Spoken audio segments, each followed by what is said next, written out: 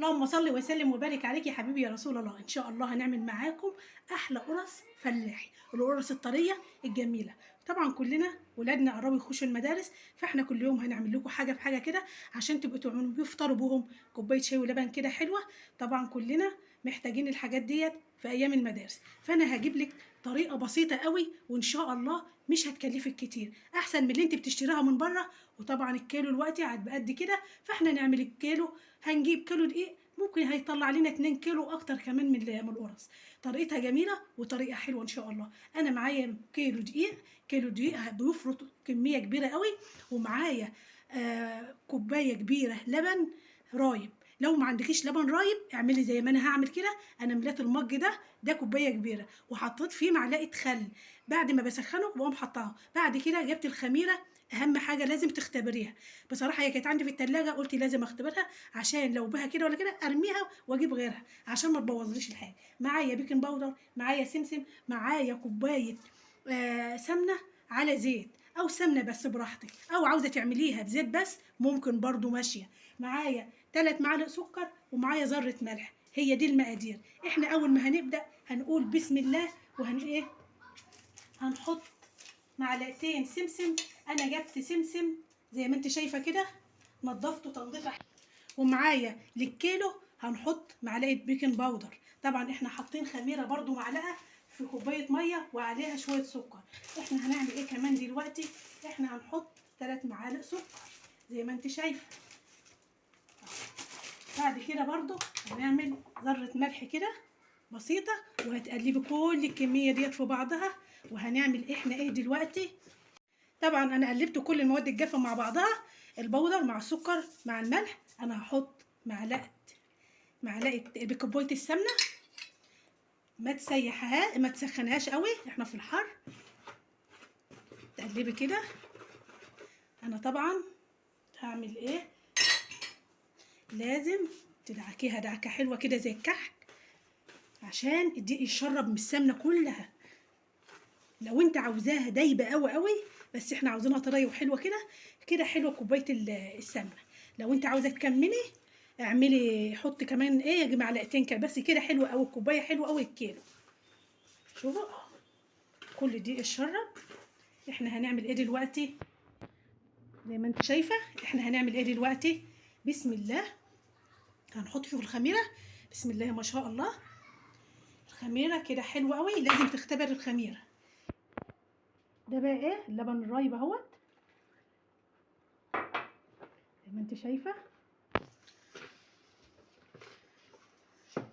لو اللبن ما كفاش كملي بميه مفيش مشكله. وعلى فكره في حاجه، لو انت مش عندك لبن ممكن تعملوها بميه، وصدقيني بتبقى حلوه قوي. معلقتين لبن بودره او معلقه واحده، ولو ما عندكيش لبن بودره اعمليها بميه. دلوقتي عجنتها. انا معايا دلوقتي بدل الفانيليا، معايا ريح الموز ديت بصراحه بتخلي ريحه القرص تجيب من اول الشارع. انا طبعا مش هحطها كلها زي ما انتم شايفين، وهكمل عجن. هي على طول عندي بتيجي من عند العطار، تبقى عندك على طول هتتعجن عجنه كده. وبعد كده عندك ملبن نحشي، عندك جبنه نحشي، اي حاجه حطها فيها تبقى حلوه. لو عاوزه تعمليها ساده اعمليها ساده مفيش مشكله. كده خلاص، كده تعتبر ان انا خلصتها عجين اهيت. كده خلاص هنشكلها وهوريكم احلى قرص ان شاء الله. انا دلوقتي هشكلها زي ما انتم شايفين. انا معايا ملبن كان عندي في الفريزر، كنت بعمله برضه قبل كده وطلعته لما اتفكك بنفس الطريقه. معايا جبنه، لو عندك عجوه احشي زي ما انت شايفه. انا بحب القرص الصغيره اهوت. هعمل الاول، هعمل كام واحده معاكم وبعد كده هشكلها اهيت بنفس الطريقه.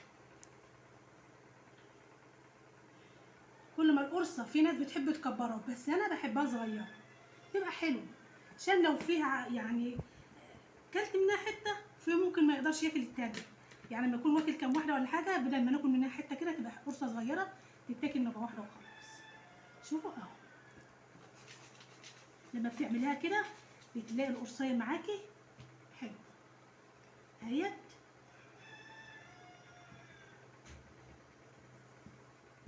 كده حلو قوي. هعمل كمان واحده بس هعملها بالجبنه زي ما انتم شايفين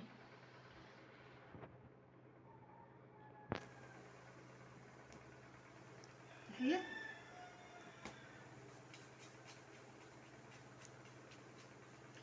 نفس الطريقه هسيبها، انا عارفه ان ديت بتاع الملبن.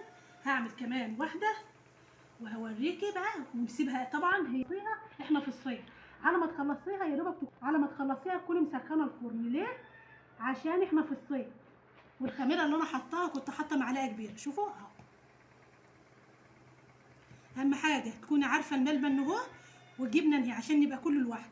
يعني ديت اهوت دي الملبن وديت الجبنه بنفس الطريقه اهو. هعمل الكميه كلها بنفس الطريقه وارجع اوريكم. كده خلصنا. طبعا هو الوقت على ما خلصتها كانت خمر، فاحنا ايه بشوكه بنفس الطريقه.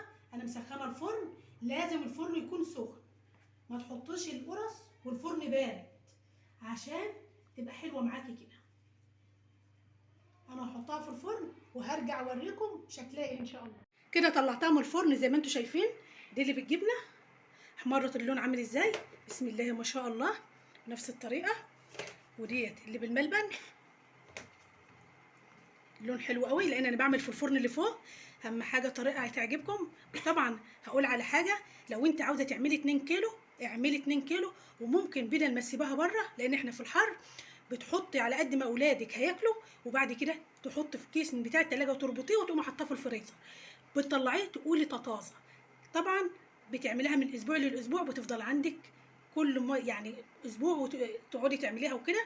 بصراحه بتبقى حلوه قوي وبتريحك كتير. اهم حاجه الفيديو يعجبكم، ما تنسوناش في اللايك والاشتراك، والسلام عليكم ورحمه الله وبركاته.